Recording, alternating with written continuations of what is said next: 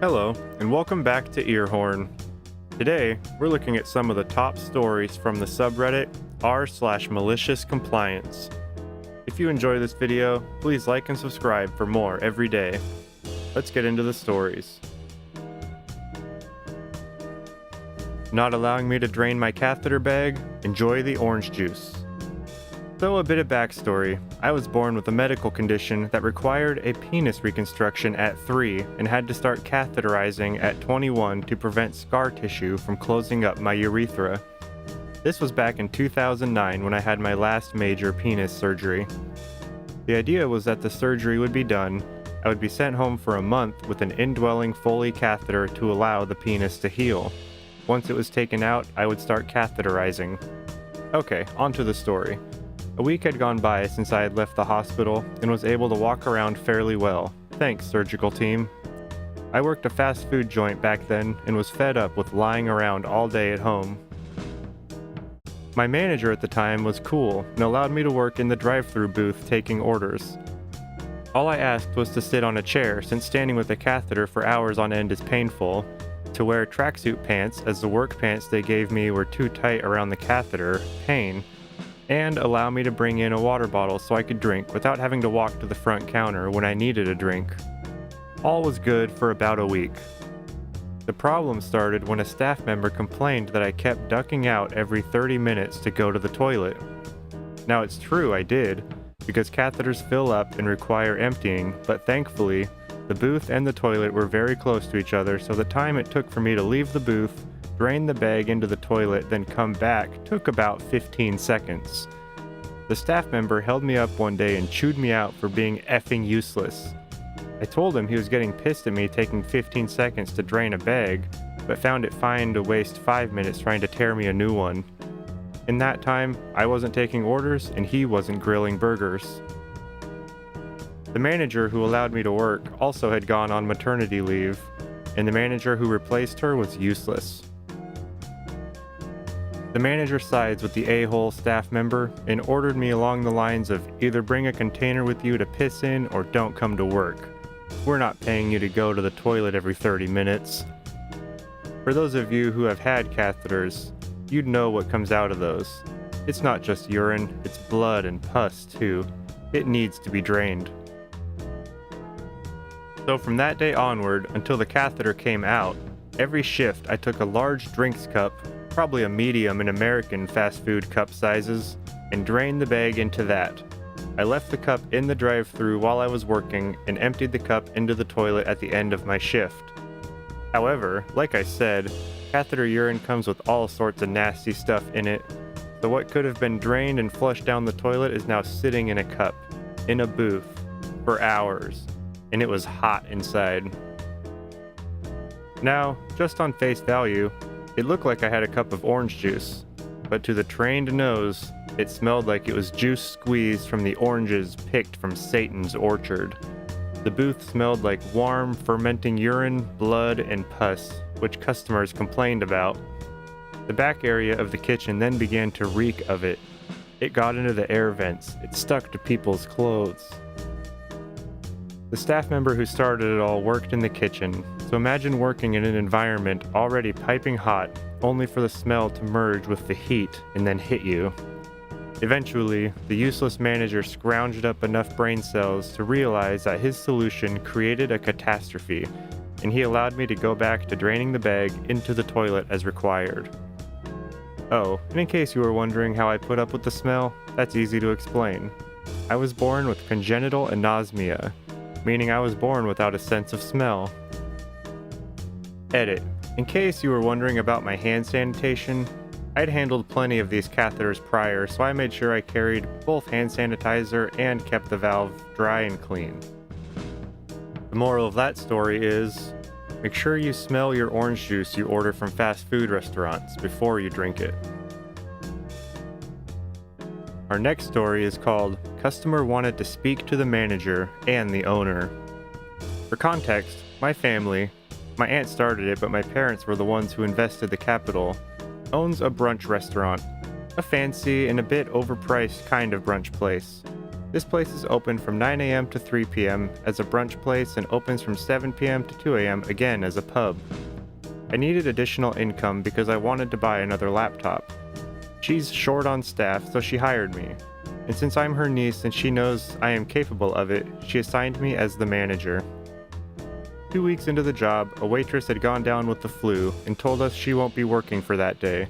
'Twas fine. I took over her place and waited tables. That day, I had my first entitled person. This dude was so obnoxious. He was talking to his friends and I assume his boyfriend. He was groping the other guy's crotch the whole time. They were so loud, mostly him, that I had to tell them to tone down their voices a bit because they are making the other customers uncomfortable. Besides that, he is just ruining the place's vibe. Then, when he ordered his nth coffee, I told him that we already ran out of coffee refills, but we're making another batch. He stood up, yelled something stupid in my face, and complained that our service was crap. He was complaining about us wanting them to shut up is bad service and that we don't have any common sense. Then this mofo demanded to see the manager. So I told him I was the manager. He repeated, "I want to speak to the effing manager." So I, the stupid little crap, faced my back to him, then twirled to face him. I just said, "Well, hello, good morning. I am Yogi, the manager," with the brightest face I could muster. His face went bright red and shouted, "Get me the owner then!" Bleh. Since technically, I am one of the owners because of nepotism, I did the same thing again and said, "Well, hello, good morning. I am Yogi, the owner." He just snatched a couple of bills from his wallet, slammed it onto the table, dragged his boyfriend by the arm, and left the restaurant. After that, all the other employees awarded me the Employee of the Week award, which was non-existent in our restaurant before I came. And that customer's name? Einstein. This story is called Not a Quiet Space? Okay.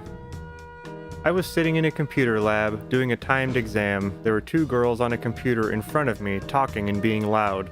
Eventually, I got tired of it and decided to say something. G1 is girl 1, and G2 is girl 2. Me. Excuse me, some of us are trying to focus on stuff, so if you need to have a conversation, can you please be quiet or go outside to talk? G1. Well, this isn't a quiet space, so if you need quiet, use some headphones. At this point, I was past fed up listening to them, so I finished my exam. I still had more work to do, but I didn't have any headphones. At this point, I decided to get a little mischievous. I have a small but very loud Bluetooth speaker in my room, so I went back and grabbed that. I sat down, started playing my music as loud as possible, and started doing work. The girls both started laughing, and after a few minutes, G1 turns to me. "Excuse me, you were complaining about us being too loud, but now you're making a bunch of noise." Me. "Yeah, you were right. This isn't a quiet space, so I'm listening to my music." G1. "Yeah, but you were saying how it was annoying, and now..." Me. "I'm sorry. If you have a problem with my music, then you can use some headphones, ma'am." G2. "But you should be aware of the people around you and the space for noise." Me. "I'm sorry, I can't hear you. It's too loud." G2 gives up, but G1 still wants to talk. I just think it's funny how, at this point, I begin focusing back on my work. Me. "I'm sorry? What?" G1. Me. "Sorry, can't hear you." This story is called Get Us in the Newspaper Because We Trimmed Part of Your Tree in Our Yard? Okay. This happened around 2 years ago, and I still have people talking about it. So our neighbor, kind of an arse, has these big oak trees, easily 40 feet tall, and there are branches hung over into our yard. This began affecting how our grass grew because it didn't get enough sunlight, and my mom was working hard to get our yard pretty after some construction. So we went to the city, asked what we couldn't cut down, and they said anything over our property line would be cut. So we got to work. We hired a team with a lift to cut the trees, and all was well until the day after. We got a letter from the city and our neighbor. Now the city was saying that we had illegally cut his property without his consent, and that we may be fined. Then the neighbor started doing things. I woke up one morning and was looking out my window and saw this fool driving through the front part of our yard, leaving ruts. We called the non-emergency line, and the police dispatched an officer to talk to him. Keep in mind, we live on the water and have a nice view. The neighbor got on his boat and drove away. Then, the next day, our house was in the newspaper being called, and I kid you not, tree killers. Now time for malicious compliance. The neighbor had asked us to never touch his trees again, and we said the same, to which he asks, "What trees?" And I just say, "You'll see." He laughed at me because I was 10. I went inside and helped my mom find 15 12-foot plus magnolia trees that were still growing. We bought them. 4 days later, we had workers planting them in, and they completely blocked his view of the harbor in my area, which is beautiful, and he couldn't and still can't do anything. Another reason why was the day before he had a camera installed facing my bedroom window. We called the non-emergency line again, and he drove away on his boat again. I later began mocking him on the camera by putting ads of nursing homes in the area, as he is older. When he got back, he was surprised. He came back to find the trees, more like a wall, and freaked out and yelled. In that story, I think a lot of those problems could have been avoided if they had just talked to the neighbor first and came to an agreement before cutting or trimming the trees. Our last story is called The $25,000 Question. I'll do my best to keep this simple. In my industry, once you reach a certain level, you no longer receive an hourly wage. Instead, you get a salary and bonuses. You can earn good money with overtime, hourly, and often earn more than the guys getting a bonus, but sometimes that bonus can be substantial. Bonuses are based on whether a job is completed on time and under budget. Only two important people in this story: me, earning an hourly wage, and my boss, on salary and bonuses. My crew was installing a valve in a plant. It weighed about 6,800 pounds, and therefore that job required a very large crane. I noticed that the valve stem, the part the wheel was attached to, was going to interfere with other components. I went to my boss and told him that I could solve the problem by turning the valve slightly. His exact response was, "Where did you get your effing engineering degree?" I apologized for wasting his time and installed the valve and moved on with my week. About 8 days later, there was a big meeting between my boss and the engineers. It just so happened that a valve my company installed was causing problems with other components in the system. We had to remove part of the roof of the building, unbolt the valve, rotate it slightly, and then bolt it back up. This required the use of the crane again, and so much overtime that my crew and I made out like bandits. Since the valve was supplied by the clients, they took responsibility for the mistake. The only problem being that all the work that had to be rescheduled because this valve was in the way, and the work that the crane could not do since we tied it up for extra days was not paid for by the client, but instead came out of the budgeted hours and money. I made enough money working 3 days of unscheduled overtime to put a good dent in my car loan, and the bonus budget for that job went down by about $25,000.